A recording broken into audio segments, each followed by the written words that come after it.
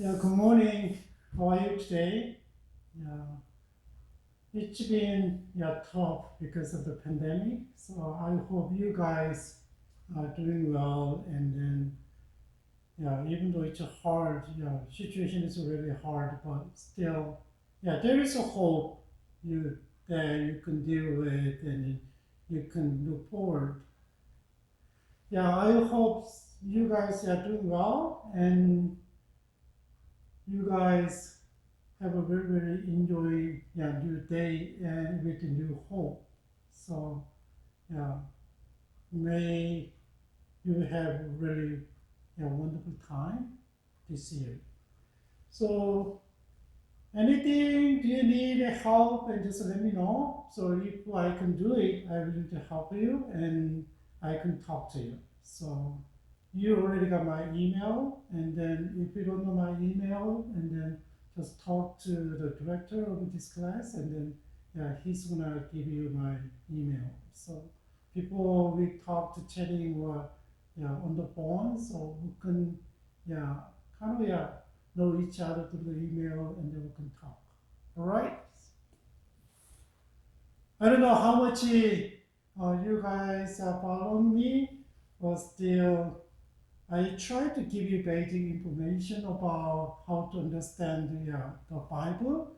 So furthermore, you can apply this kind of principle to your studies and your communication. So I hope it's helpful for you. Today, we're gonna go over what is basic. One of the kind of principles is two principles. We're gonna go over two principles, and then one is a kind of we gotta consider context. Another one is kind of we gotta use the linguistic interpretation. It means that grammars and syntax and etymology and you gotta use when you study the Bible. So let's go over together. All right. And before we go, jump into the next lesson. Can we kind of review the terms that we really need to know? So what is a contextual interpretation? Contextual interpretation means to interpret the text based on the message of the meaning of a word. So um, when you understand it, when you read the whole sentence, you cannot just interpret with what just a word of meaning. So you gotta see the front and after. You gotta see the front paragraph.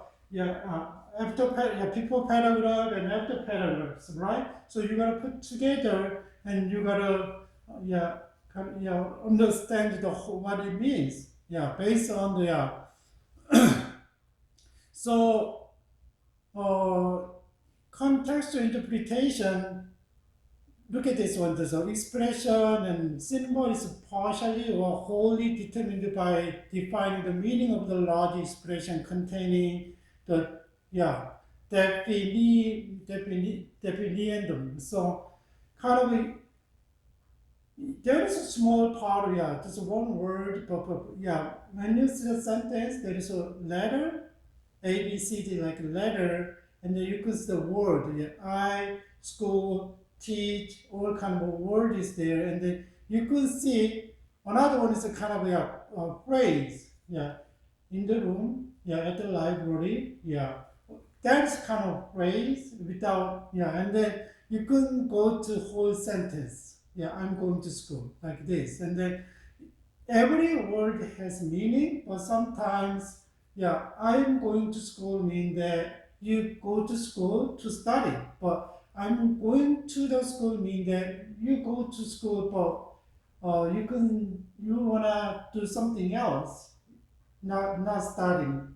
So there is kind of if you don't know the context, it's easy to misunderstand what sentence said, what sentence said, what other people said, right? So we gotta know that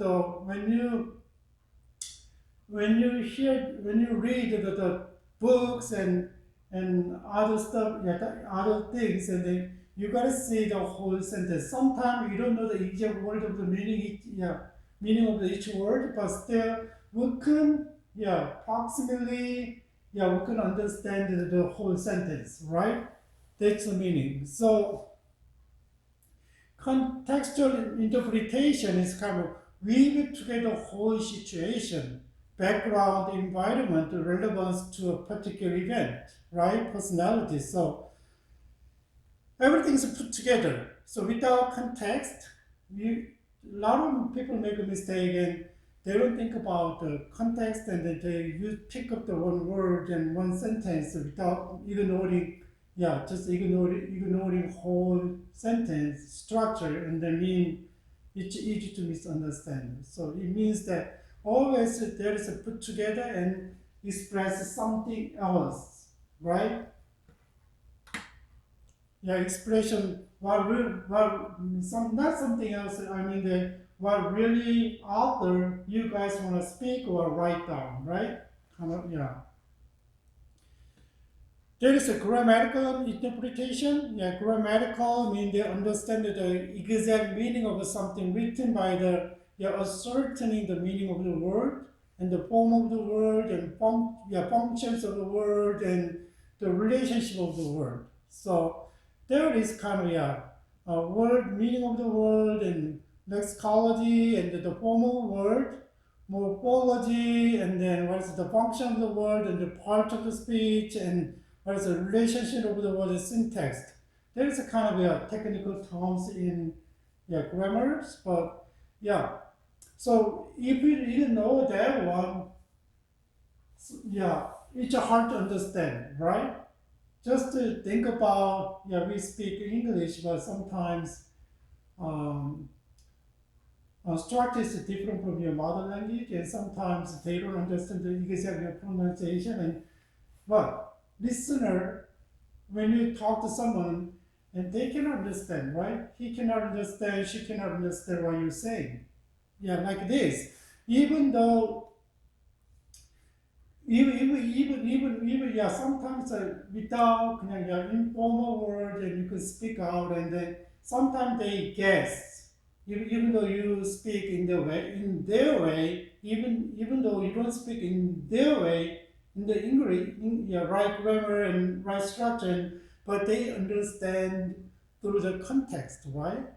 But we gotta see that previous I said that I go to school, mean that you go to school to study, but I go to the school and then you go to school to do something else, not for study, right? Like this grammatical means, grammatical kind of interpretation gives you different meaning. So you gotta know that one. And literal interpretation means that interpret the text based on the single, literary meaning, which each passage carries with proper attention to historical, grammatical, and rhetorical meaning of the text. So don't ignore each word, right?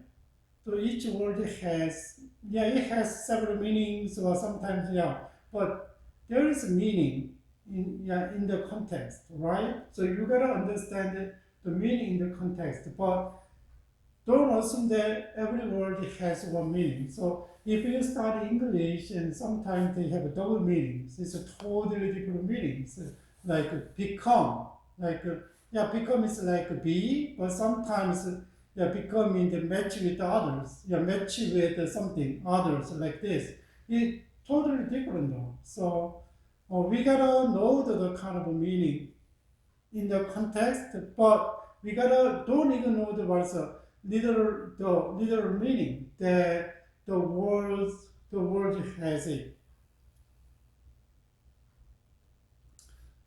To read and interpret the Bible passage word for word based on the actual word in their ordinary meaning. So that is this is what I mean. So don't ignore the common sense, common meaning, sometimes I know there's a deeper meaning of the word, but you gotta see, you gotta distinguish it, yeah, from the ordinary meaning, right? Yeah, historical interpretation in that you gotta know the background and culture stuff, right? And sometimes you're from the other culture, right? You're from the Chinese culture and Korean culture and Japanese culture and other, yeah, Brazil, whatever, in Japan. I know we have a similar culture compared with American culture, but yeah, Latin culture, but still there is a distinctive, yeah, things, right? Unique things. So uh, we gotta know that one, and then because the Bible has always what Hebrew and then what the Near East background.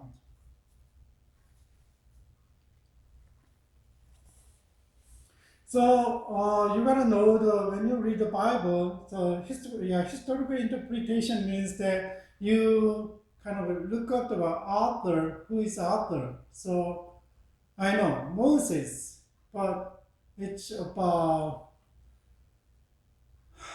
6,000 years ago. No, 4,000 years ago, 5,000 years ago. We assume that we don't know about him, right? If you, so who is the kind of audience? What is, what is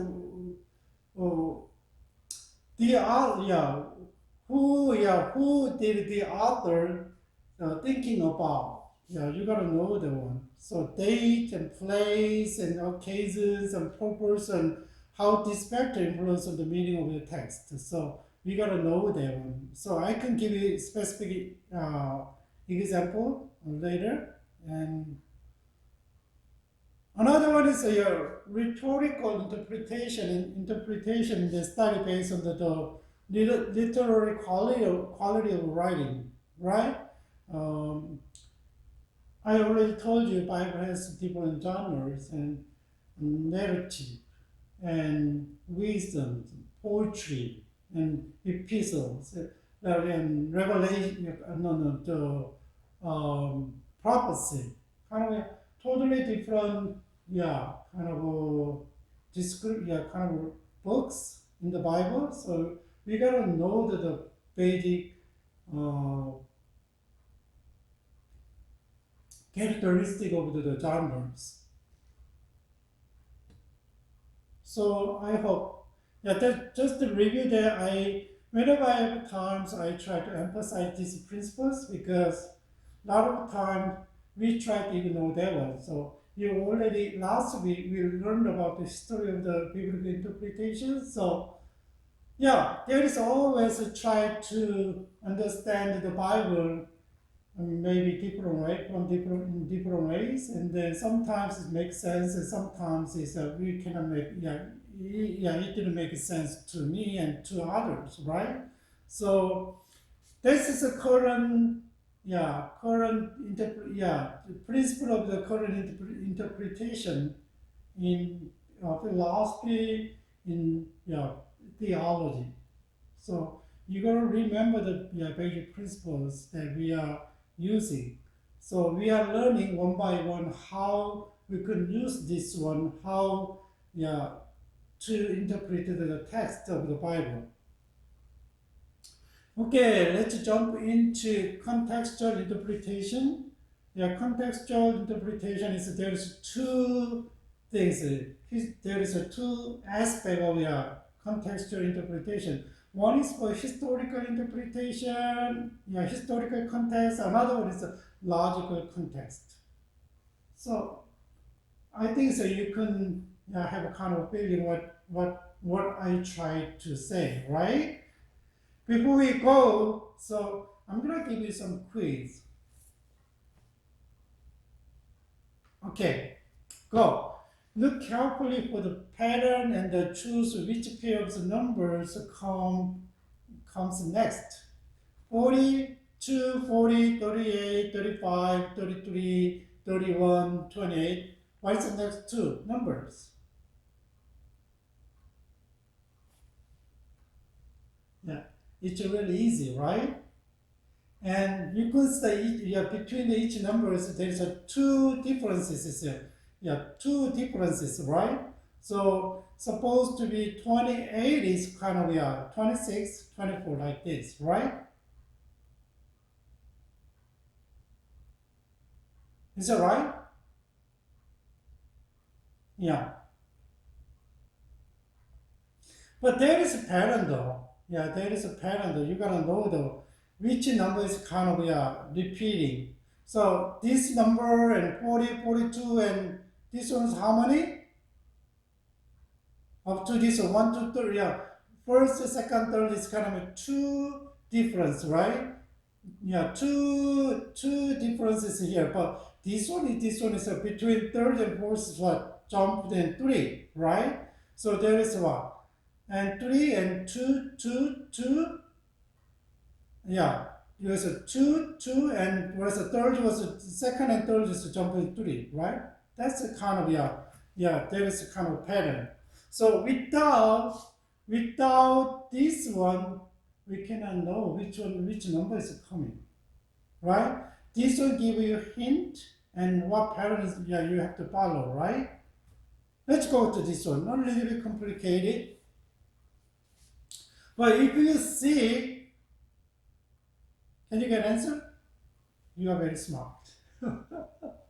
Yeah, just see. I know. So there's a lot of stereotypes here. So Asians are really good at math. This is part of math, right? I think so you guys are really good. Yeah, just look at the numbers. 3, 5, 35, 10, 12, 35, 37. Yeah, you can see the kind of pattern, right? And first, two number between first and second is what? How much is difference? 2. 2 and third is what? Second and third is what? 30. Difference is here, right? And 5. And 2. 25. And what else? Yeah, you can see like these numbers, right? And always 230, 230 what? 25. 220 and what?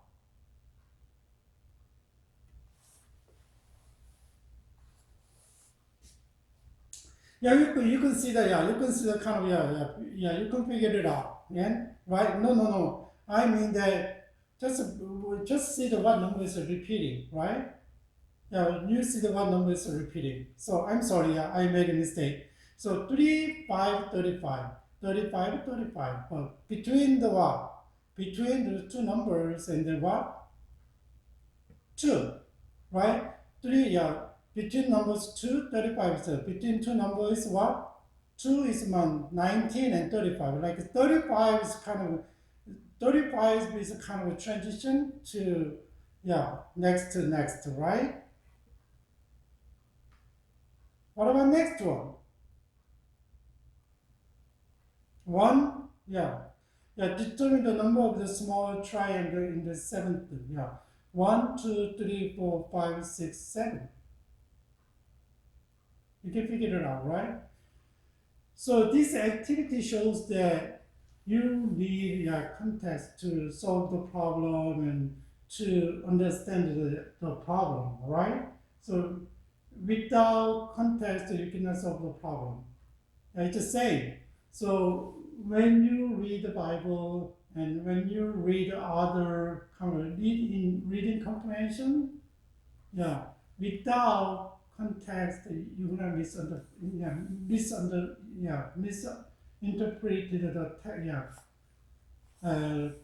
the sentence, and then maybe if you take a test and then you miss the question, right? So you're gonna know this one. What about let's go into jump into historical context. So I already mentioned about mentioned the historical context. So try to find the resources related to historical context, right? Just like this, and which one shows the kind of when you read the Bible and when you read something, and sometimes it's related to history. I don't know whether you go back to, let me see.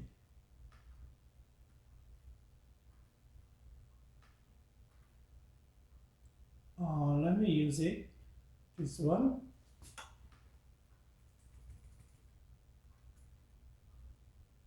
Exodus 1.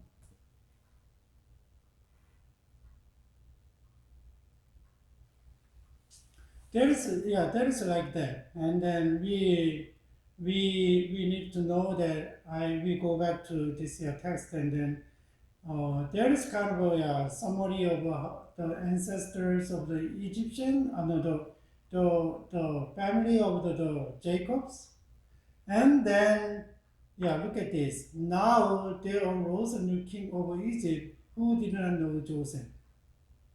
So we don't know. There is a new king. Well, we needed to know who is the new king, right? And in Egypt, right? Who was Joseph?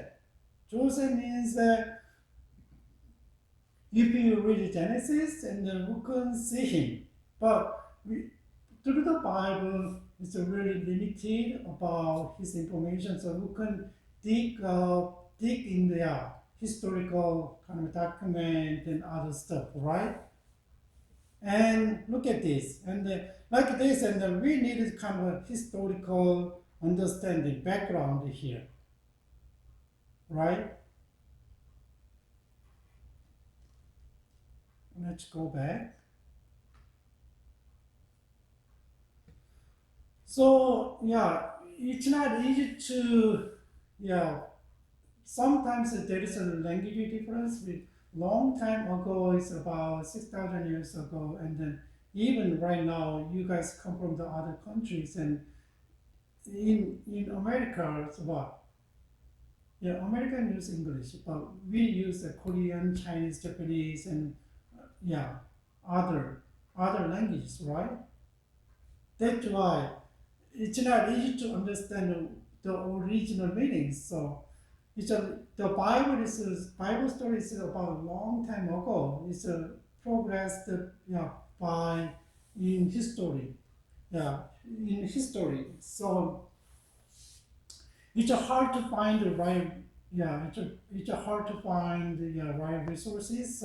So we gotta go to kind of what's the scholarly stuff, and sometimes if you I already told you, and if you look up on the internet, and it's hard to find the right information, because sometimes it's false information there and sometimes it's true information there. So I recommend you guys, when you find the information, and try to see their credential though.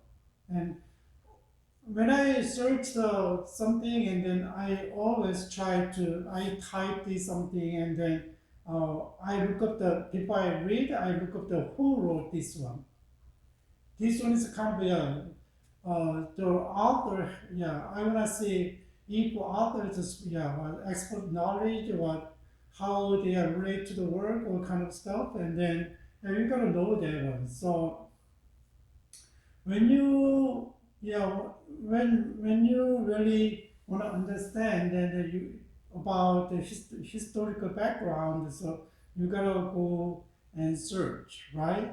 So nowadays it's kind of available. It's kind of commentaries, like a lot of people use nowadays it's kind of popular commentaries. So this one is World Biblical Commentary. So we call the WBC, and then that one is really studious and academic, and then you can see a lot of information about the all the stuff. It's like Greek and Hebrew and word and syntax and word sentence or whatever, and then they try to deal with this one. So this one is I really recommend if you are study the Bible seriously, And this one is not that much, but still try to show the original meaning and then how we need to understand this one nowadays, and then we can, yeah, how can apply nowadays. It's a kind of 3 steps. It's a really good idea about how, yeah, how to, yeah, study the Bible. So this one is really, yeah, helpful, but as you know that the author usually, yeah, authors are Americans, and then they grew up in American cultures and American backgrounds, and then you gotta know though. And then sometimes we cannot take it as like in terms of application. So we gotta take it to, yeah, and change it to our own cultures, right? That is kind of another word. Yeah. So you could see, yeah, commentaries like this, where, yeah, research work, and then if you, I don't know whether we have we have a database schools, and a lot of schools says they have a database, and then you can go in and search, and then tons of scholarly articles there. So if you cannot do it, so nowadays one of the popular is a Google Scholar. So when you open the Google and just type the scholar and scholars, and then and type it and search, and then there is kind of scholarly and research papers and writings and books. You can see that one. So I use a lot to Google Scholars, and then you can use it. And yeah, archaeological works. Yeah, a lot of will try to dig in some, yeah, old stuff, and try to interpret and try to see how they live and how they, how they think and what it's about, and try to put together with the stuff. So that, yeah, we gotta definitely see the kind of stuff, and then sometimes there is a lot of movement is here in the Bible, so you gotta use the atlas and then maps. And nowadays it's a really nice maps there, so you can picture it. So and for example, and then Joseph, we already talked about Joseph, and where is he grew up, and then how he moves up, and what happened, and you can see the kind of follow the own maps, footstep in the map. So you can do it. So sometimes you use the dictionaries. I have dictionaries at home, so I can use it. So there is kind of a thick dictionary to one book dictionary, so it depends on, but at least you can need decent size of dictionaries. But nowadays I think so you don't need dictionaries, because when you Google it, so you can get a lot of information, but you gotta choose which one is the right information, right? Just to see that the credential, and encyclopedias, and like Britannica and other encyclopedias, and then you're gonna choose a very credible and people acknowledged, good, well known and acknowledged by people, and then you can see them and get information, right? Yeah, that's why the kind of historical stuff. You can dig it out and collect all information, and then see though, okay, what happened, right? If you even know though, and just think about 6,000 years ago, and then just transfer now, no, it's a totally different life, right? Just think about it. And I have 2 daughters, and they are early 20s and after college, and then, but think about it. I'm over 50, but still there's a lot of gaps, right? Generation gaps.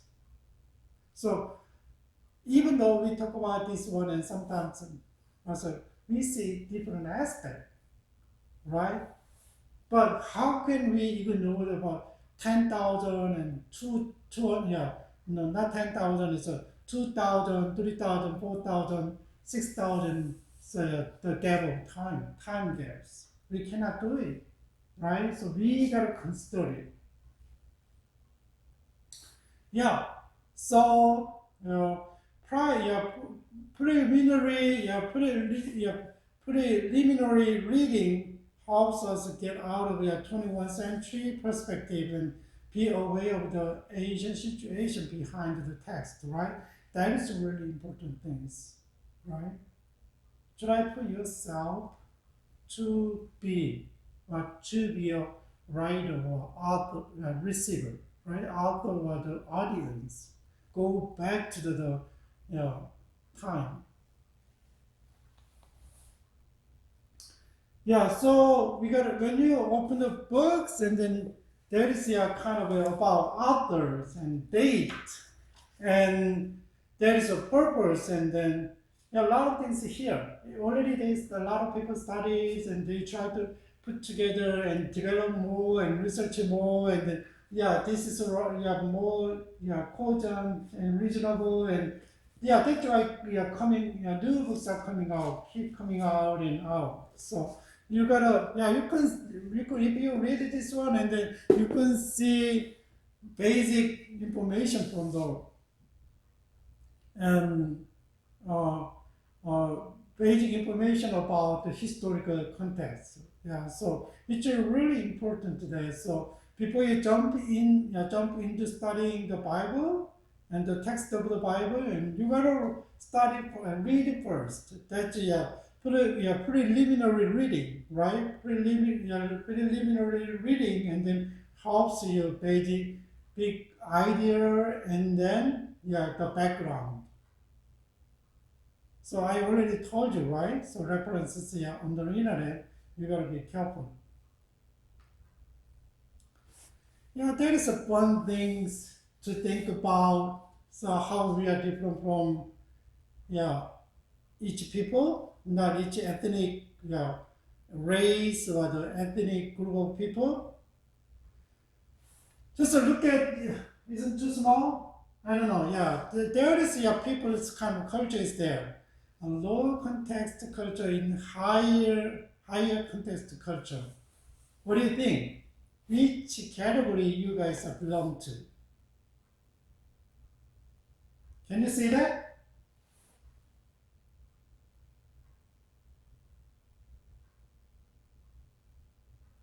Look at this. There is some really mean the lower culture, lower context mean that they are really straightforward, right? Straightforward, and when they communicate in really specific and detailed and precise, right? And if you kind of a poet recording and they are really body language unspoken, that is not that much, right? They don't use that much, right? But really specific, written and detailed and clear. That is a low culture. But high culture means that high culture means that you don't speak straightforward. Little bit going around, right? Emphasis is a kind of a human relationship, right? Or if I say this way, and how they wanna say, how I don't wanna feel, and how they wanna feel, how this will affect them and affect others, affect the parent, all family, all comes. They think about doing, and then they try to use a more non-verbal expression.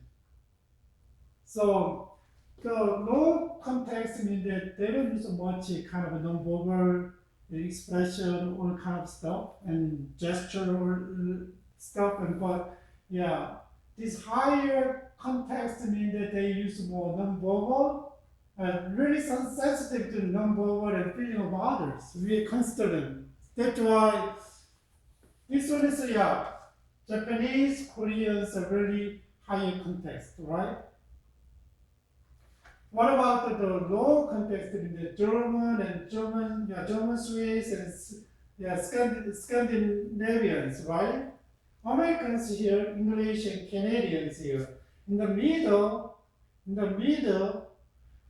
yeah, it's kind of in the middle. It's French, Spanish, Italian. But little yeah, higher context is Mexican, Greek, and Arab. Just think about the Bible.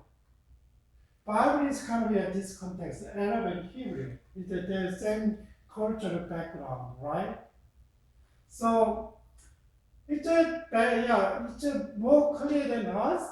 The Japanese, Chinese, and Korean, but still, yeah, they used like this, less structure and emphasis on human relationship. That's the kind of culture, right?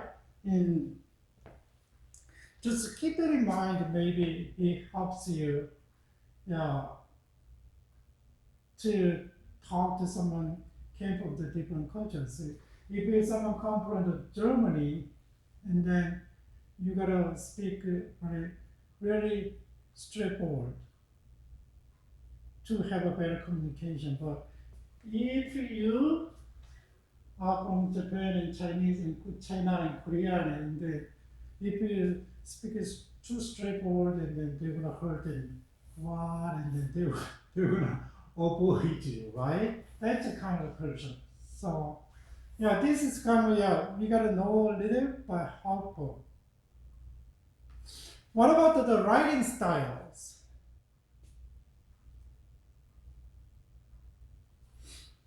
There's look at this in English. English writing is straight to the point, concise is valued, theme expressed. Just usually when I skim through the book and then I don't read the whole books. And sometimes when I skim through and then just read the first sentence and last sentence. And each paragraph I read and then I can understand what they try to say, right? Because they are really writing straightforward, not like others. What about the Romans?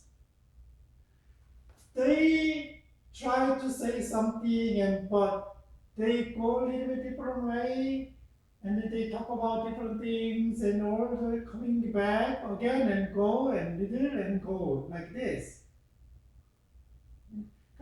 They detour a little bit different way and coming back, but still they maintain the stories, right? And coming detour a little bit. I don't know whether they are related. They are talking about the related or the totally not related to their topic, but go a little bit deeper and come back, right? But still they have their own, um, thought of a chain, right? But that one is kind of that's why. But don't lose the focus of the story, right? That's the Romans. What about the Judaism, so Hebrew people around the Middle Eastern? It's just almost same because what? Because stories coming out and always and then little bit detour. They talk about different stuff and relate to I don't know, completely not related, and then but coming back, and then what? This one is kind of another stories, right? There is another stories there, but I don't know whether it's totally related or not. But they coming back to story and coming back and do this like this kind of pattern. So when you read the Bible, then try to think about the pattern, the writing style, right? And Jude is kind of Hebrew people like this, and Romans, Greek people like this, English people like this. What about the Asians?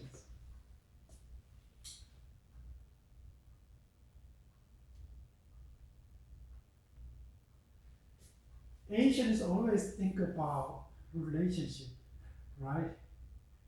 They don't want to hurt others and they don't want to hurt their family, right?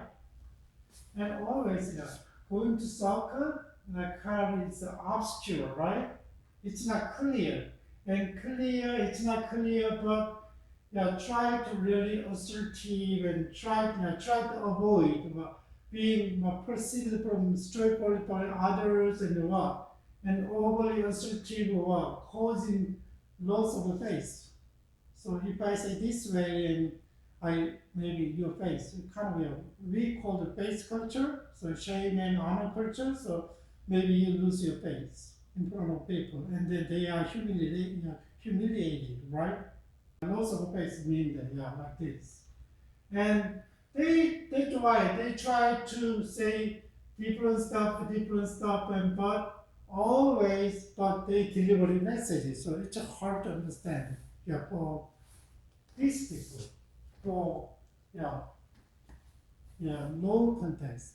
That's why. So a lot of missionaries going to Asia and other countries. Just think about the Western cultures, mostly based on straight, right? Low context. But when they go to Africa and Asia countries, and they have mostly what? A higher context, right? That's why there's a lot of miscommunication is there. Miscommunication is there. Just remember, very very interesting, right? I learned it for my psychology class here. So I studied psychology in Catholic Pomona, and then one day, my professor kind of we talking about some topic, and she presented this one. So that's right. My writing style is like this, and I tried to something, but always kind of not straightforward, and that's my struggling though.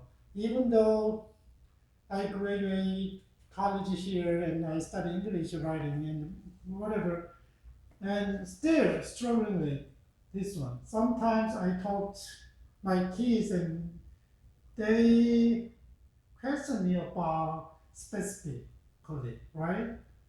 But when I talk to people, my friends from just came from the visiting from Korea, and then I talk to them. Sometimes I really confused when I talk to them, because I influenced by this culture, and but still I have this culture, but still kind of mixed. I'm mixed, right? Blended. So it's hard to understand sometimes. So I ask a specific question. It's funny, right? That's why we needed to know the historical context, and then we gotta research, right? A lot of work has done now, have done now, so we can use their work and we can learn from them. What about logical context? Um, Logical context is, just think about it. Small thing is like I already told you, and just a letter A, B, C, D. It doesn't have a meaning, right? But if the letter is kind of put together, when the letters are put together, and it what become a word. Word means the what? It has meaning, right? But sometimes the word itself, it's hard to give what? The meaning. Even though it has meaning, but complete meaning. So we gotta put together a word in them, right? We call what? Phrase, right? Phrase, and then we at the afternoon, in the afternoon, and like, and there is no verb, there is no verb, but still try deliver the basic idea of the chains, right? The chain of ideas. So you can give some information like in the morning, in the afternoon, in the evening, like this. And then there is sentences there, and there is a lot of sentences, completely simple sentence, and complicated sentence, compound sentence, whatever. Well, we could learn later, but that's why. And when you read the Bible, and there's one passage is there, right? One sentence. Sentence make five to 10 sentences make one parable, right? Just think about there is a sentence, but each sentence is not connected. That's not just writing, right? But you gotta remember the writing styles. Sometimes, yeah. But it's logical mean that each sentence is kind of should be connected in English writing. That's it. So, we if we wanna learn about the passage, so we gotta learn the word. There's a lot of different words. Sometimes, yeah, maybe you don't know the word, and sometimes you gotta look. Yeah, when you don't know the word, and you need to look at the dictionary, right? Me too. So when I prepare the lecture, and then sometimes the technical term is there, and then I try to look up the dictionary again and make sure what it means. So that's why we need to study the word. When you read the whole word and then the passage, and then you see the what word you don't know, what word you know. But think about it. When you read the whole passage, there is an important word is there. Sometimes repeat it and emphasize in different ways, and then you gotta find it, what is the main idea in the yeah in the passage. So you gotta see the main word, which one is the main word, and then you gotta look it up. So what it means, basically. So we needed to study the word, right? And then we needed to study what? Grammar. How they put together. So what try to say. And then what is the meaning? Sometimes, yeah, I already told you before, and then idioms which are hard to understand. Let's go, let's leave. I mean, burn the tire. Can you say that? I don't understand, but sometimes they use it. Not between the, yeah, my kids don't say the word, but if I go to church, in American church, I'm going and I'm attending, and they say the word. But wow, what is a burn the tire? So it depends on the situation what they say, yeah, when they say. So we gotta know the context, but we gotta learn about that one. So if you don't know, okay, let's remember and try to memorize, and next time I try to use it. But they are surprised. How do you know that? Sometimes actually offended when they say that, right? So when I in the class, and then doctorate class, and then sometimes he knows that I'm from the other countries. I'm not a, English is my primary language, and he said, "Do you know this word?" Well, of course, I know that one. But sometimes, do you know, when you learn the English, and then even though we are not good at speaking English at that time, about 20, 30 years ago, we just study and reading and grammar. We know that we learned a lot of high level vocabulary. My kids said it, wow, you have a lot of high level vocabulary that they don't have, right? But sometimes, yeah, my professor, yeah, made sure that, do you know that this word? Of course. Yeah, I know that one, but still the other side, oh, what do you mean that? Maybe he consider me, but sometimes I feel like, huh, he consider me, but he look down on me. No, I don't feel that one, but still, kind of, if you don't like the situation, and then maybe you think the way, you feel the way, right? Nowadays, kind of racial slurs and discrimination, it's really, you gotta be careful. Yeah, so we gotta study word, and then you gotta put in the sentence, right? So you gotta understand the sentence, and then well, whole paragraph. So you gotta know the when you study. Last time I showed you how you make diagram, and then let me see. Let me show you again one more time. So I do not buy this stuff, and then they always say that you gotta buy. Yeah.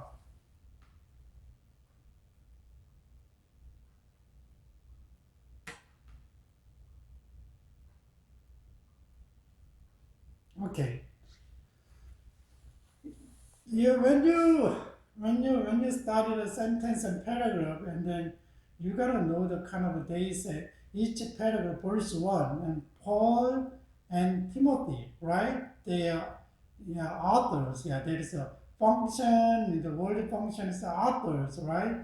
Paul and Timothy, and slaves of the Christ. What is a slave's role?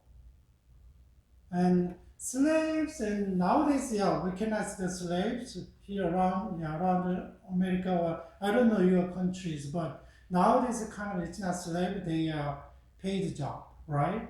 They hire someone to do or to do something for you, and then they are hired workers. But at that time, there is a slaves, right? So you gotta know what slaves mean. Maybe you are thinking about nowadays there's human trafficking and kind of a lot of people say that sex slaves, yeah, maybe. But what is the original slaves meaning, yeah in their culture? There is a lot of role of authors. They consider themselves slaves of what? Christ.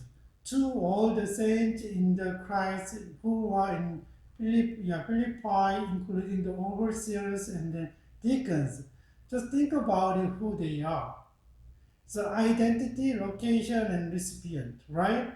That is what? Their identity, what? Slave of Christ, right?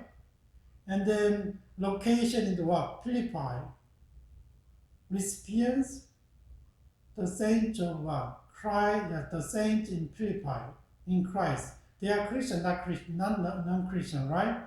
And including in what is it? Pastors and deacons and elders, like this.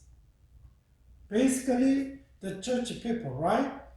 And there's a kind of analysis, it's a diagram that you can make, and then what words, and then what is the role, words you don't know, and the roles, and what is, look at this one.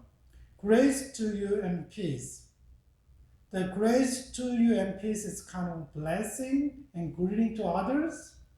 Who recipient? There is a, blessing to the recipient and greeting to the recipient. And then from whom? From God our Father and the Lord Jesus Christ. Okay, we don't say that I bless you, but they say that, God, may God bless you. May God with His grace and peace, right? It means that grace means peace from God. It's not from what? Others. Now, here's a little. I give thanks to my God. So thanksgiving object, right? Who? I give thanks to God. My God, and for every remembrance of you. Wow. Because of whom? Because of the day in Philippi, the congregation in Philippi, right? And praying with joy. What is the action manner? He's always praying for them, right? The authors is always praying for them. So, when you study each sentence and paragraph, and so I know you cannot do everything, it's too much, but when you want to study the passage, and you got to analyze like this. And it gives you more organized your thought and try to see what they try to say, right? This one is Philippians chapter 1. It's like a kind of, just introduction. But we can see a lot of stuff, and there is a recipient there, and how they greet, we can see how the authors greeting to them, and how the authors were thinking about them, and how the authors was doing for them. We can see there, and then There's words that you gotta study. You can look up the dictionary and then you can use the other stuff and then what does grace mean? Yeah, grace. What does grace mean? Its original meaning is that yeah, we use a lot of name is grace, right? Use a lot. But grace means that it's really given without anything you have to do. That's really given, it's a gift. That's grace in the Bible. So yeah, a lot of different meanings, so we gotta see, yeah, look up the meaning, right? Yeah, study like this. You gotta analyze a sentence like this. And then you see the kind of word study and sentence and paragraph studies and what? Move to next what? Let me go back to, yeah. Yeah, this is yeah, kind of in Christ Jesus means the phrase. In Philippi is a phrase. Of the Christ is a yeah, of the Christ Jesus means the phrase, right? It's from belong to the Jesus. Of means the of is a possessive propositions of Christ Jesus and slave who belong to Jesus, like this. And there is a word and there is a full sentence, but there is a phrase mean make kind of a meaning. Together mean the verb meaning together. We are weaving the meaning together, right? So yeah, you gotta know this one. So if you study the whole the passage and move to the what is another level of the what is a major section, right? You just Bible has a kind of Philippians 4 chapters, right? This is in first. Why they saying this one, right? And you can see the flow of the whole the narrative, not just oh this one is okay and no. Sometimes if you ignore the kind of flow and then the context and then logical context and then you misuse the verses. So always kind of see the kind of flow. What is this passage before and after, right? Before the chapter and after chapter. And if you read and that one and then how is what is how this passage talk about whole books. Just think about and just the whole book is here. There's a pretty author's author's intention to deliver something, right? But if you don't know, you know the kind of intention and it's hard to understand. It's a Matthew. It's a Matthew about the recipient, the author is what? The Jewish people, right? That's why they try to explain the life of Jesus Christ in terms of their culture. But if you look at the Luke and then the author is what? If you read in Luke chapter 1 and Acts chapter 1, the author is Gentiles. That's why they use a lot of Greek and Romans word and explanation. It's a different. That's why we gotta know the whole books about what. And what is this passage's role? How the passage connected to the whole books, right? And then you consider the determine intention of the writer, author. Oh, try to see. Oh, okay. This whole book is we know the kind of a chapter chart, chapter 1, chapter 2, and chapter 3. You have a kind of different. I'm gonna show you. Okay.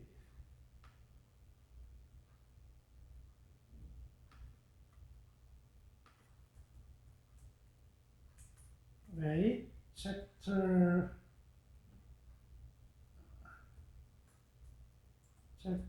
chart.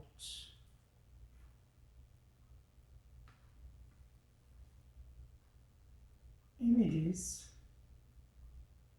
like this. Can you see that one?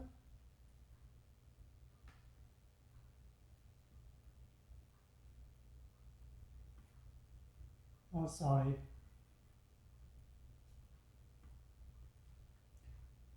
What happened?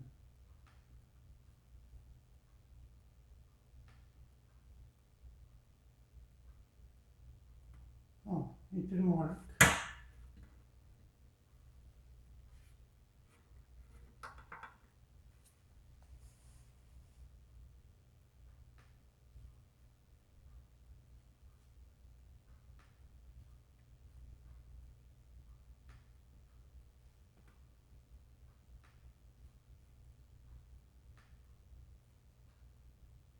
Oh, it didn't work.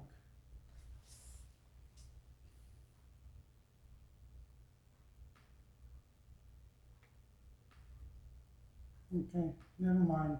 Do you remember last time in the first class? Yeah, in the first class I showed that each chapter you gotta study each of chapter 1, chapter 2, chapter 3, chapter 4.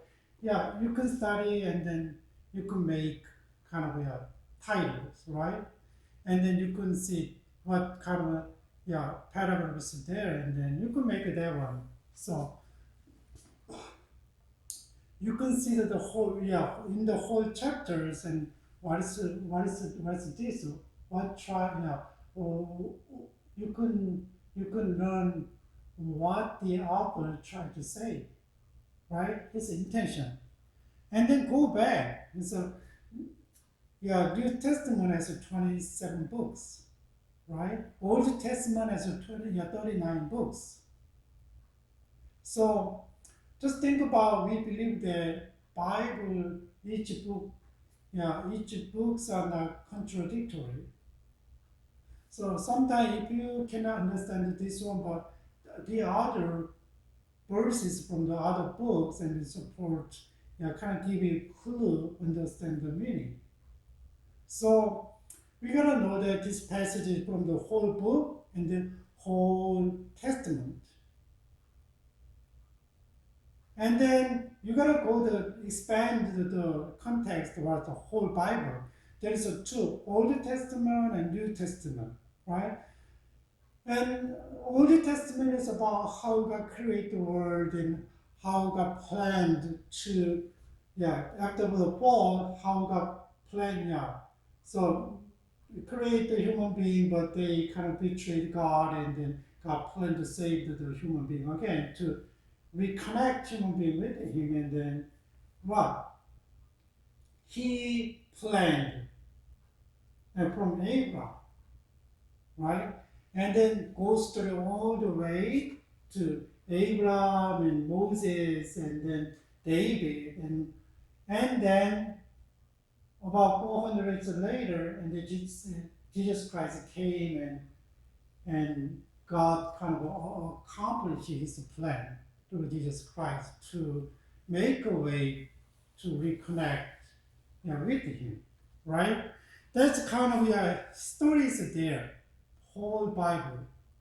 So the passage how to connect to the whole book, the book you are studying, and the whole Testament and the whole Bible, right? And then Bible has different genres, right? Poetry and history, and narrative and epistles and prophecy. A lot of different writing styles there.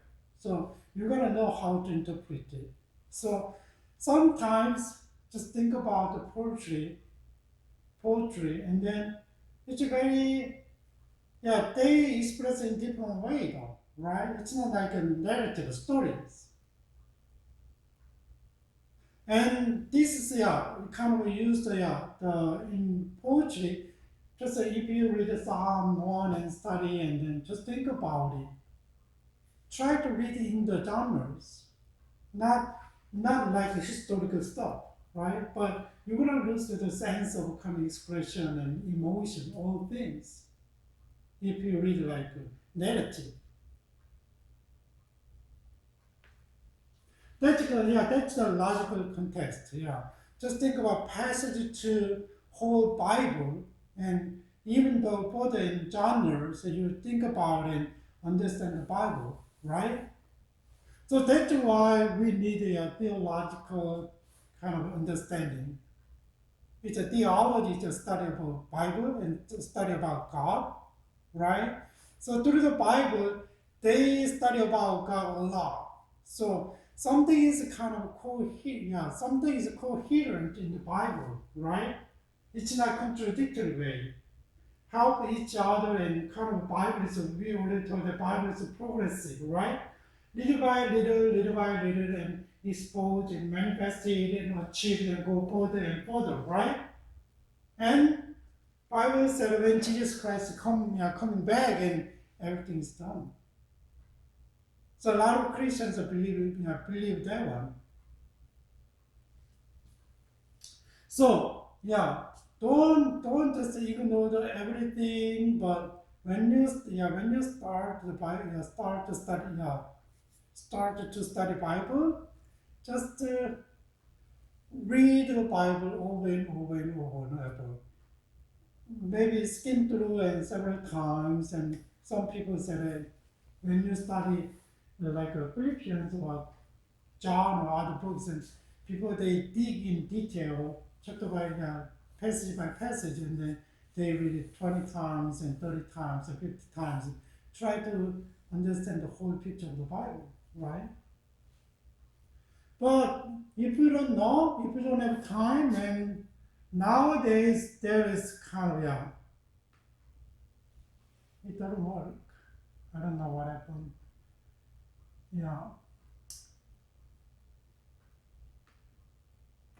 There is a Bible project, Bible project, and then that is kind of give you a basic idea of the book. So if you read Philippians or chapter Matthew, and then they give a historical background there, and then they give each chapter what it's about and try to put together, and then it gives a whole picture of the book. So like this, and then they made a lot of stuff, and then you can use that one and then get an idea about each book, right? So don't forget the logical context, right? Word and phrase and sentence and paragraphs and chapters and books, and then what? Books, how many books? 2 books in the Bible. New Testament and Old Testament, different time frame, right? So you gotta see that in each period, and then see whole Bible, right?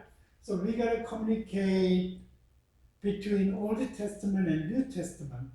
So talk to each other, and sometimes we don't understand them, but through this one you can understand, right?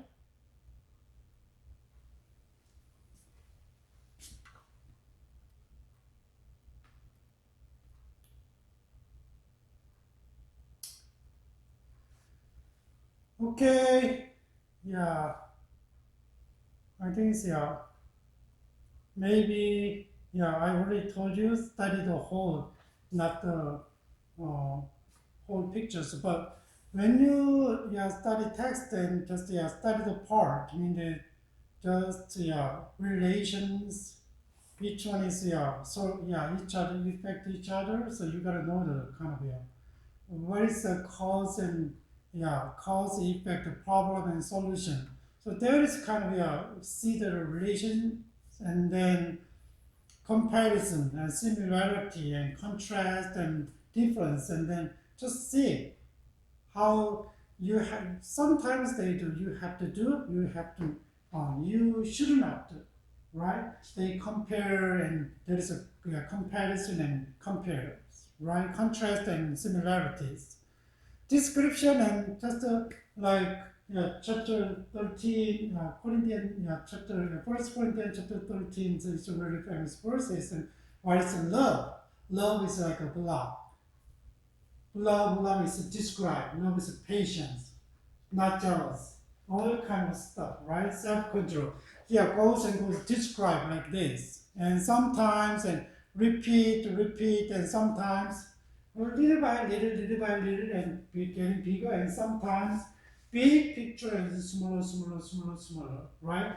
There's different, yeah, and yeah, expression is there, so you gotta pay attention to that kind of stuff. And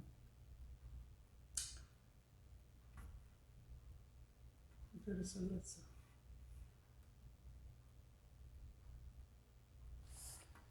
And when you read the Bible, and there is kind of I don't know. Usually we use kind of four reading skills, and then maybe when you just I don't know whether you heard of the scanning the books. Scanning book means that just see the topic of the books and what it's about, right? And then see the book, and then what is the that's elementary reading. Elementary reading is that you can see each chapters, title and subtitle, and see, it's about this one. And then kind of what is that? The inspectional reading is skimming. I told you, try to read little by little, and depends on, you can read a summary and just a text and summary other stuff, and kind of you gotta know what it's about a little bit detail, right? And then analytical reading is that analytical reading is the, you gotta analyze it, like make what diagram, structural diagram, right? That's analytical reading. So you gotta compare in the book, and you got in one paragraph. You gotta how to connect this one, how what is the relationship between two words, and all kind of stuff. You gotta think a little bit analytically, and then put together. That's analytical reading. And then synoptical reading is that sometimes you don't, it's not enough to understand text with one book. So right? So it's about, this is the topic is that, but you pick the books is related to the topic and read all together, and then you can make a conclusion. And each author has kind of different view of this one, but you gotta find out which one is really reasonable and for you and your study, and then you can decide which meaning, the text means, right? That means a kind of reading. So you gotta know the different reading skills. So we need all of them. All of them.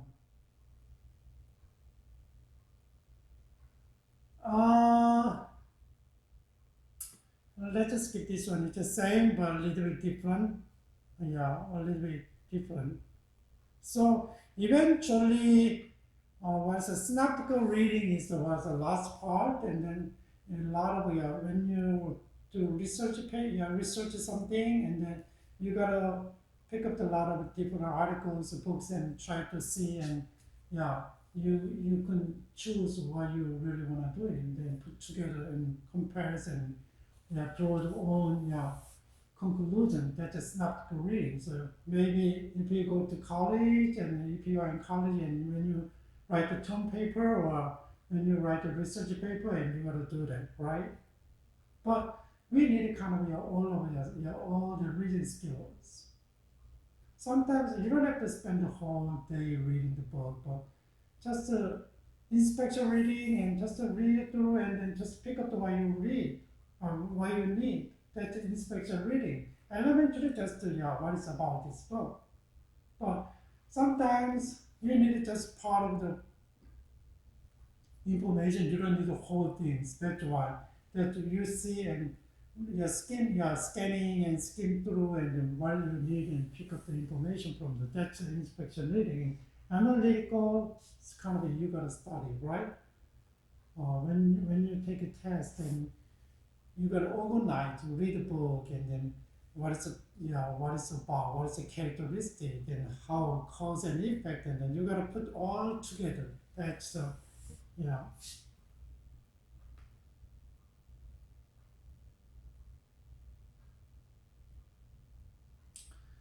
Do you know etymology? Sometimes etymology means that one word is kind of through the time kind of word is developed. The root is here, but times goes by and kind of meanings change and develop, different form. So that's a kind of a study.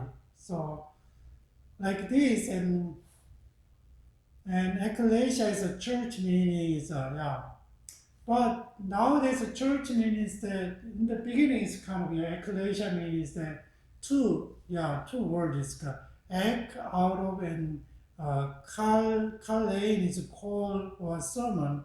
Two could 이렇게 put together is those who are called out from the unsaved to form of a group of believers. It means that when you say ecclesia, I mean they're kind of churches, people get together, right? But sometimes ecclesia meaning they're just a people who called, but they don't believe, but called and believe, and they made a community, believer community. That's ecclesia. But nowadays ecclesia means that a little bit changed, but and not all the time is ecclesia meaning kind of it's a kind of building, right? Use the building is they have a meeting there and they have worship there, and then a lot of multi-purpose they use. For multi-purpose they use That's so you gotta know the how the word is kind of developed.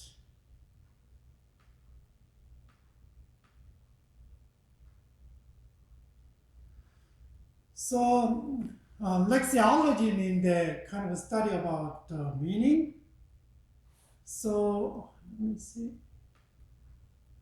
There is I think I missed it, and then the linguistic interpretation and grammar, semantics and syntaxes, and grammar is kind of all how you kind of order, right?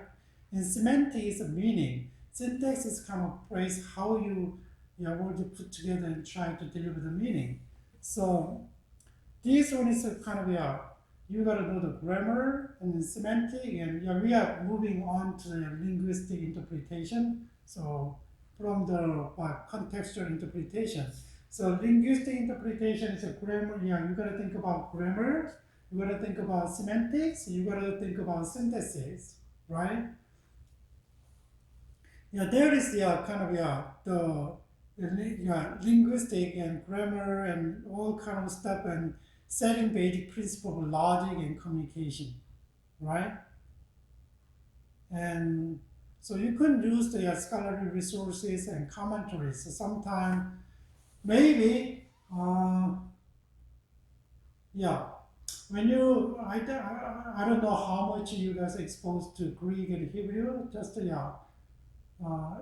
it's not important. You don't have to learn right now, and then but in your mother tongue, you could use your Bible, and you could look up at the English. You are comfortable. You are comfortable with English, and you can read. And maybe all of you guys, I think, if you okay reading and understand the English, and then you can see the books, and then it's hard, and then you can go back to your original language. So maybe if you are Koreans, and there are a lot of tons of books in Koreans about the Bible, and you can look it up. And if you are Chinese and other Brazilian and Japanese and Indonesian, whatever, and then you can see a lot of stuff in your language, so you can use that one. So, all right.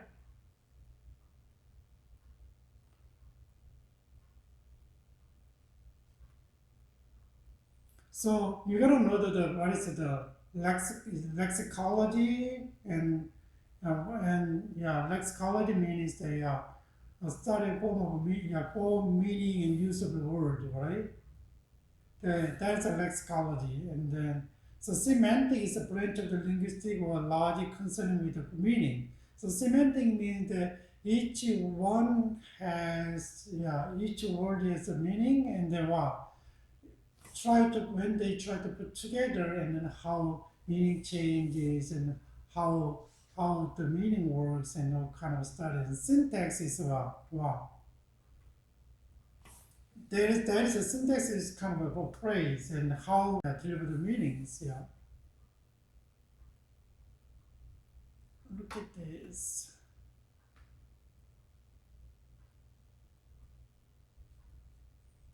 Maybe. So we gotta know that when you try to understand the meaning, there is kind of a lot of fallacies. Two fallacies there, so you should know. And when you think about etymology, the study about the root of the word, and then don't study of the English, so you gotta go back to the original language, Greek or Hebrew. So it's a different, right?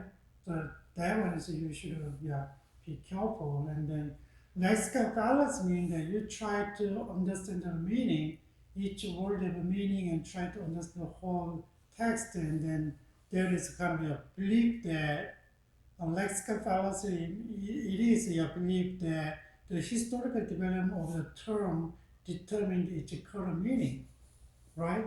So sometimes it changes, sometimes it doesn't change, right? So always not determined. Sometimes so overemphasize on word, word and cause the illegitimate, total transfer. So sometimes if you kind of okay, word is developed like this, meaning is developed like this, and then kind of overemphasize, and we lost the original meaning of the word meaning, right? So that's the lexical fallacy. Because just remember that each one word, sometimes one word has multiple meanings.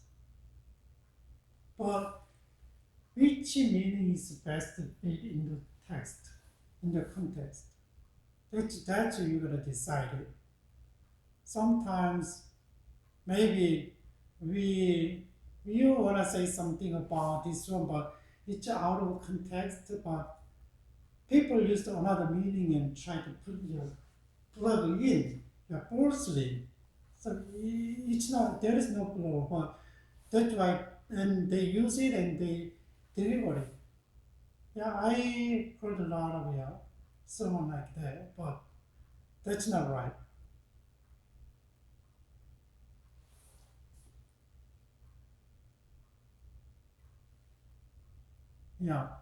There is a accusation means meaning that we already told about, right? Different meaning, but different. Now, in the beginning, in the about 2,000 years ago, the group of people who believed, but nowadays, kind of buildings, changed. The root fallacy is about the belief there is a basic root meaning is to be found in all subset. Just think about sometimes there is one root is here, and then a lot of words from the different, and one root is here, but develop the different things in Latins. But even though have one root, meaning is totally different. Like example is here on bread and word. This has a kind of same root, but meaning is meaning is totally different. So you gotta know that. Sometimes try to that's the what is the interpreter's agenda. You wanna to you have a specific interest to dig out from that one, and then out of context try to go all the way and pick the what's the meaning, and this one. It's not wrong. But say you gotta know the context, right? So yeah, people misuse the etymology and they decide wrong the meaning. So we needed to know the there is more stuff and understanding, but think about it in the passage mean and the whole book means and the whole testament means and whole Bible means that there is no contradictory, right? And always remember that one. Look at the kind of the meaning of similar and opposite words, and then if you read the Bible and there is kind of similar word is there, and there is kind of opposite word is there. So there is a contrast and there is a similarity. So you gotta know that, and then just think about Colossians 22 and commandment and teaching. That is what, and there is a verse is referring to things that all perish as they are used according to human precept and teach. It's a kind of precept is kind of lessons and then teachings and teaching lessons, almost kind of the same similar meaning. And Romans 14, stumbling block, verses and hindrance, it's the same, right? There is a similar word and keep over and over, and but when you write in English, they don't want to be repetitive. It's kind of don't say same thing in same word all the and again and again. They wanna use a different word and like express in different way, right? It's the same, but there is a certain way that they have to do.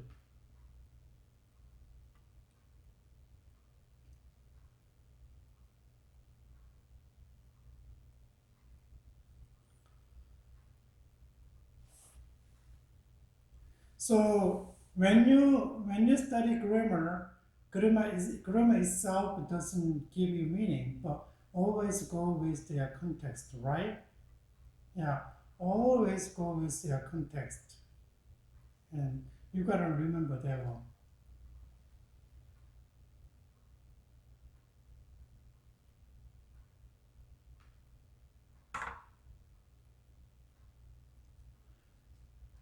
I'm gonna give you one example. It's about Matthew chapter 18 to 50, 18 and 15 to 20. Um, Here is a kind of context. If your brother sin against you, go and tell him his fault between you and him alone.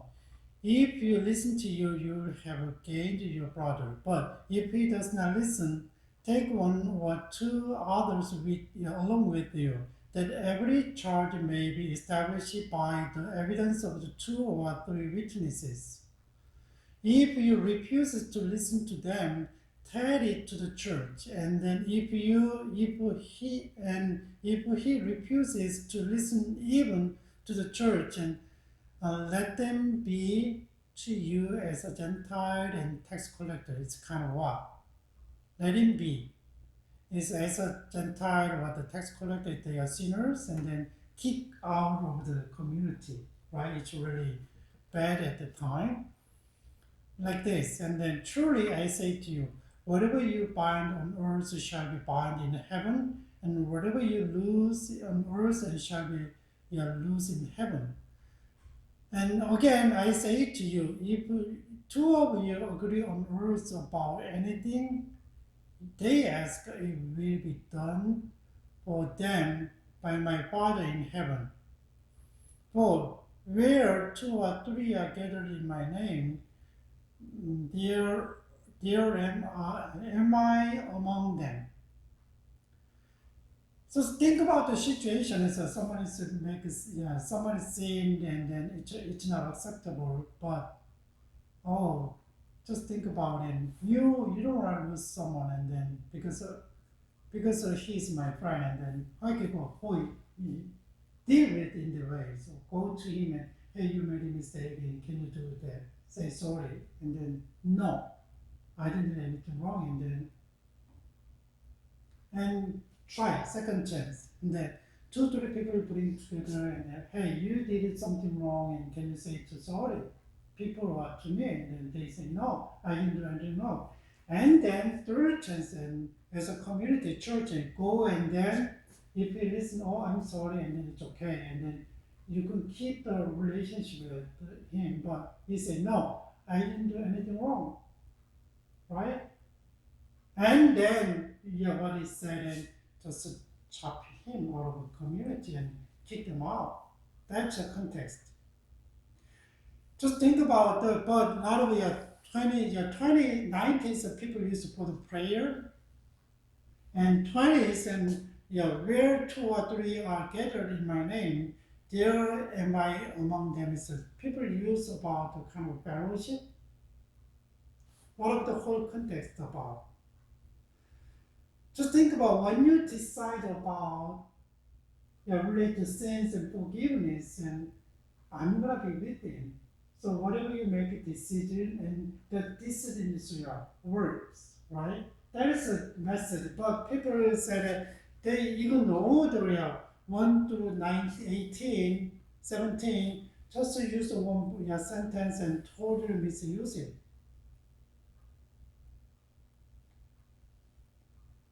It's not about fellowship, right? It's not about prayer. And then the next story is about forgiveness. And the whole, just think about whole chapter in Bible, and then you can clearly see what it means. But that's a mistake that people make without context, right?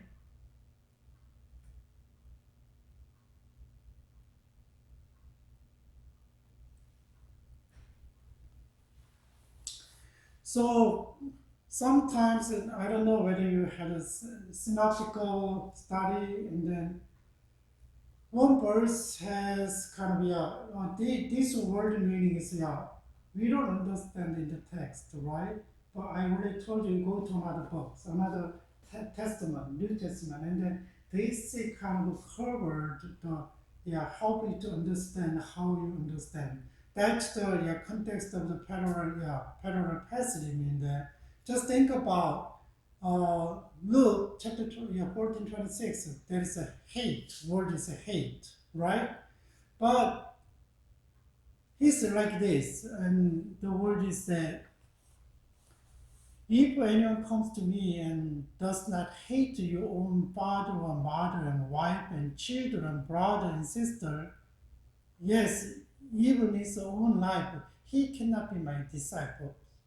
What? If I follow Jesus Christ, I have to hate my family member? What do you mean the hate? Curse them, right? It's really hard to understand. But if you read Matthew 10, 37, whoever loves father, mother more than me is not worthy of me. Whoever loves son and daughters more than me is not worthy of me.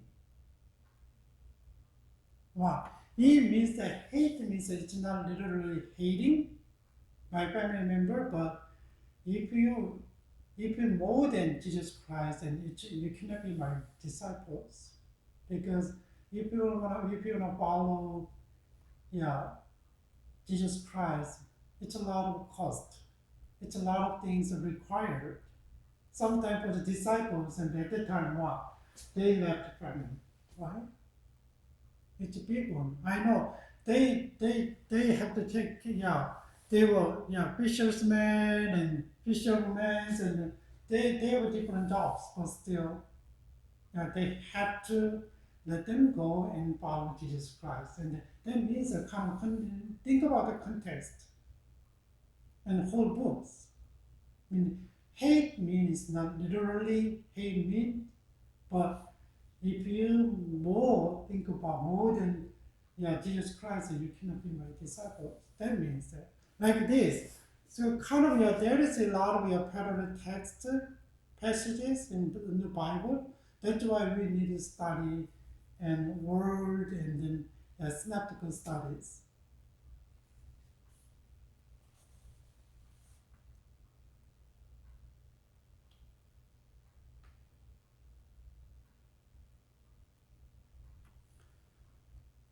Yeah, there is the same.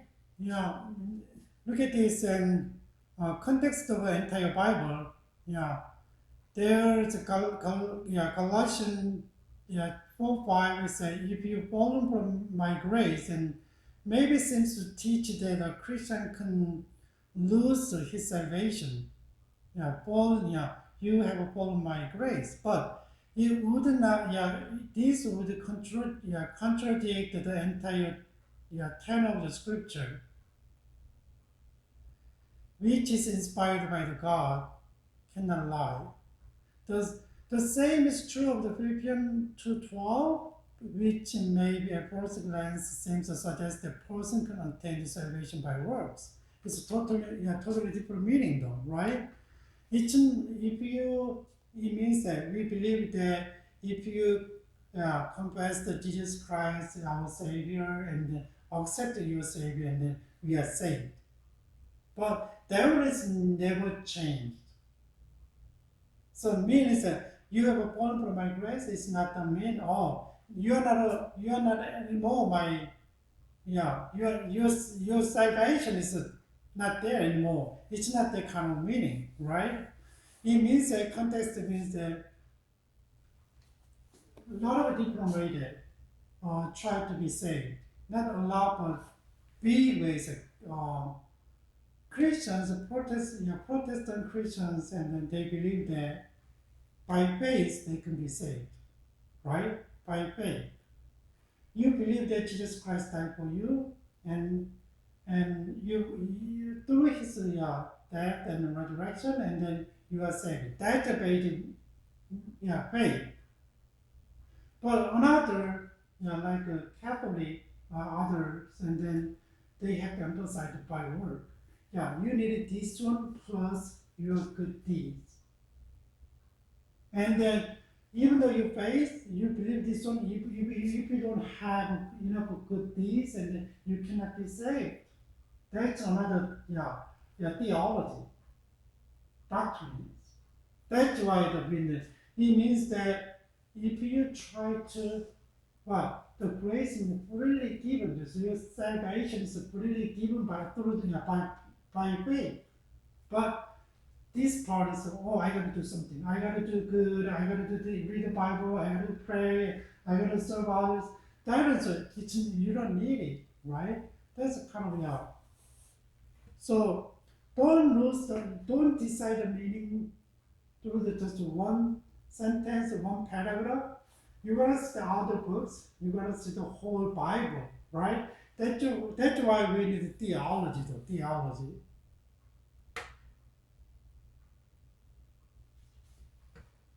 So you gotta know that there is there is kind of principle that we have to remember. And obscure and ambiguous text should never be interpreted in such a way as to make a contradictory or plain one. So it's not a contradictory, but try to see what another authors say about this matter, right?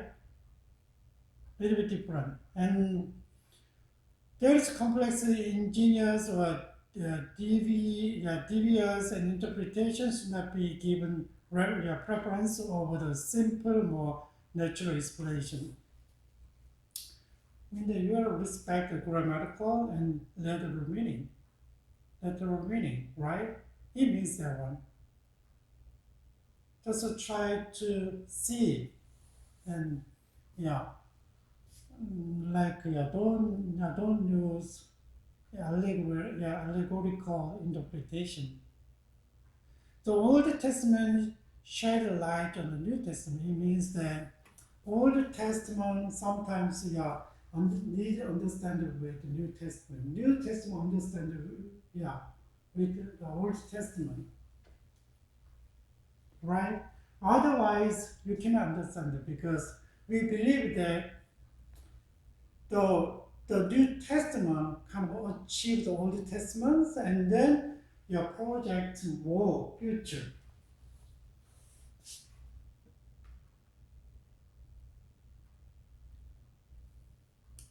So, give you some information about how to study word, and then I always told you you can use a commentary.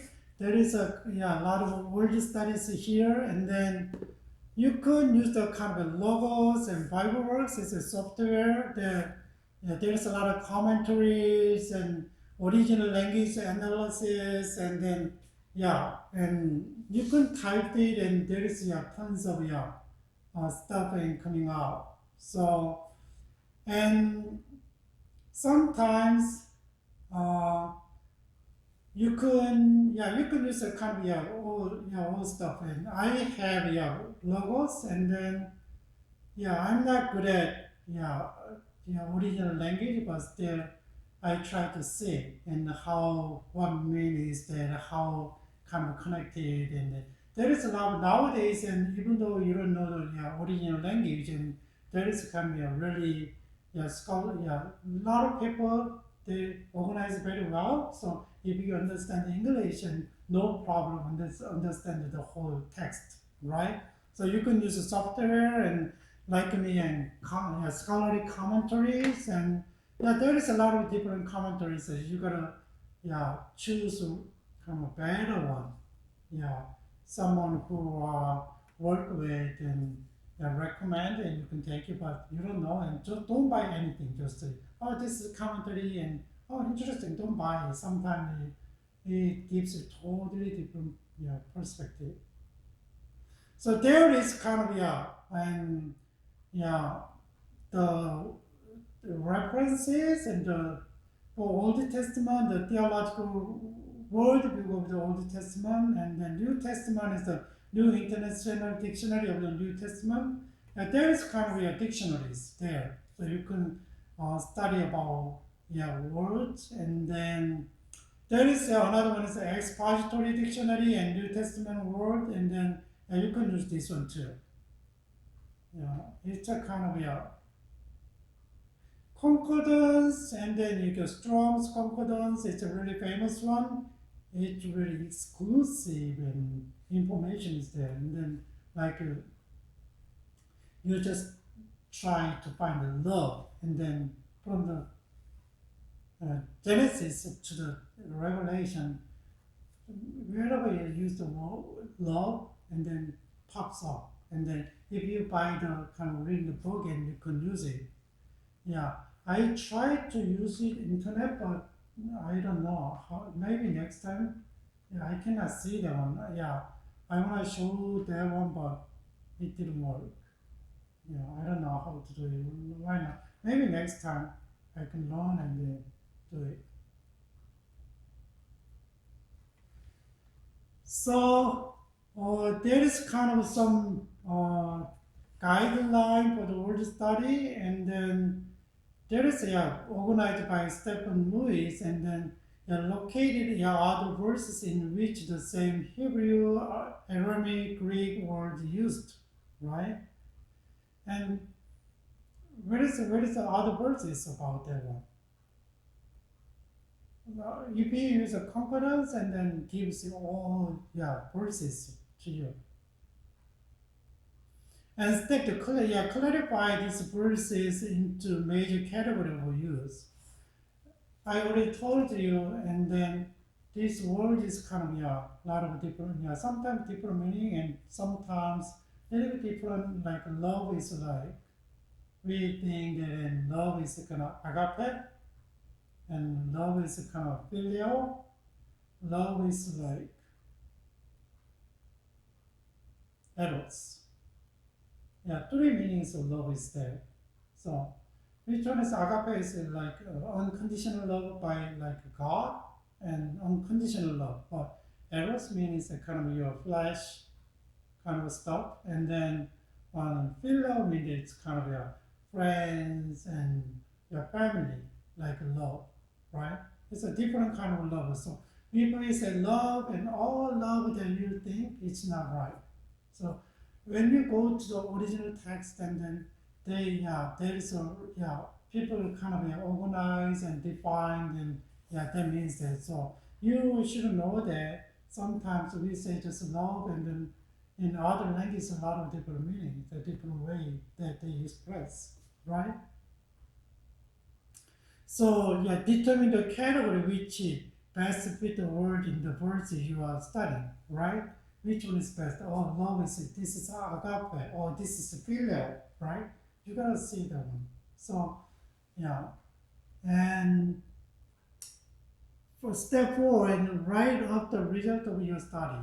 So briefly list the possible meaning of the word and then the preferred meaning in the words that you pick up. So just and then look up the word in the dictionaries, other word studies, right? That means that that's the way that you study by yourself, and then but nowadays if you kind of type the word and then they pops out and gives you a lot of information, and maybe if you subscribe and the website and there is membership and they have a lot of work already, right?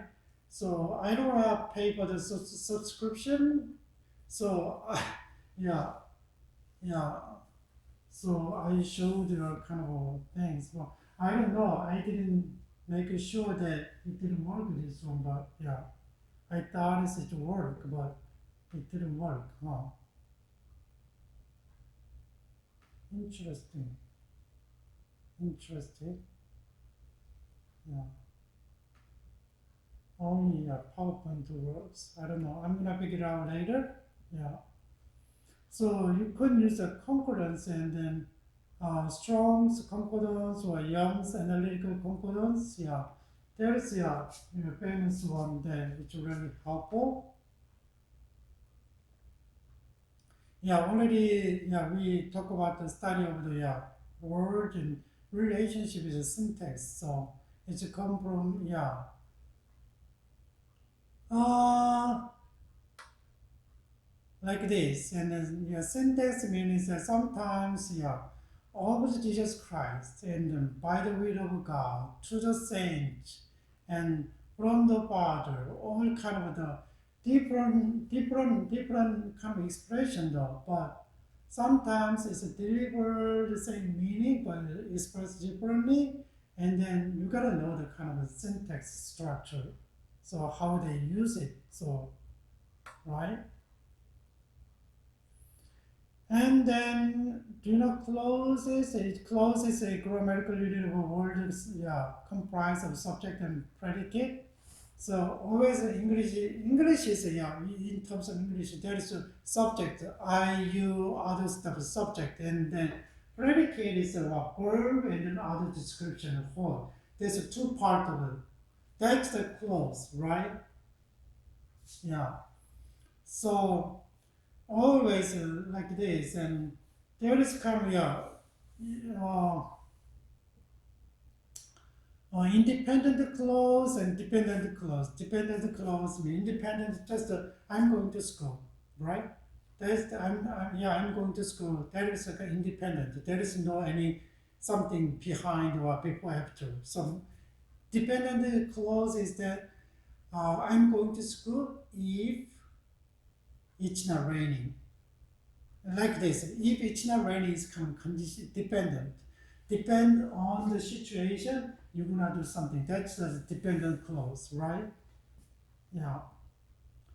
There is a casual and there is a concessive, even there is a comparative, and there is a conditional and purpose, so that, and conditional if, and comparative and as you, and so as you have receiving, so I work in like this, comparative, concessive kind of, even though I don't absent in body and and the result, pray and so that blah blah, and you're gonna get something and temporal, and when it's disarmed and like a lot of different meaning is there. So when you come, it's related to the grammars, and then you gotta know the how they deliver the meaning, right?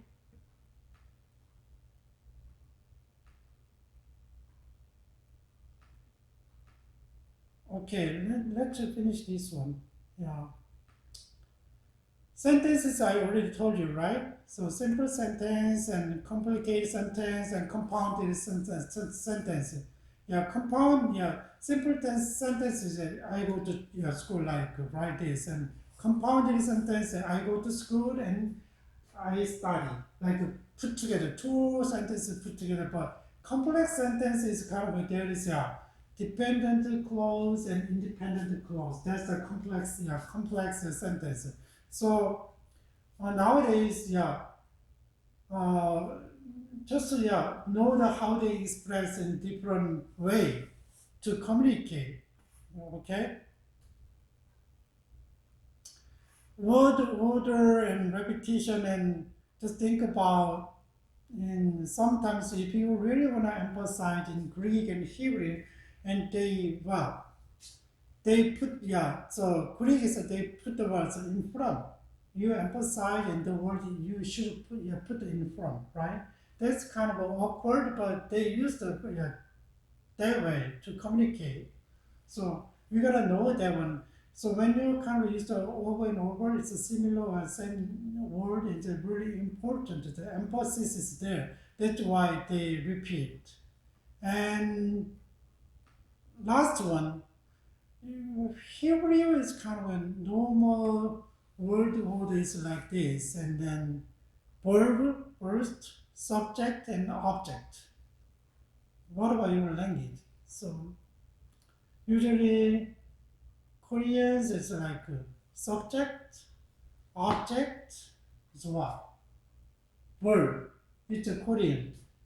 But English is the subject, verb, object. It's kind of a different structure, right? So we gotta know that those how they express their language, right? And to understand. Yeah. Usually we use the written language, it's not a verbal language, a speaking language. So maybe if you study grammars and you can have a better understanding of the Bible. So kind of it's really important that there is original languages here, and then you interpret this one, and kind of you live in this because original language and original author and listeners are there, but nowadays we live in this era, right? And you are in the middle, go back to original and then try to understand and then express what current language is kind of a beauty of transformation of the biblical understanding, interpretation. That means that. So um, we needed to know the kind of surface structure, right? But that's a grammar, but a little deeper is you gotta know the meanings.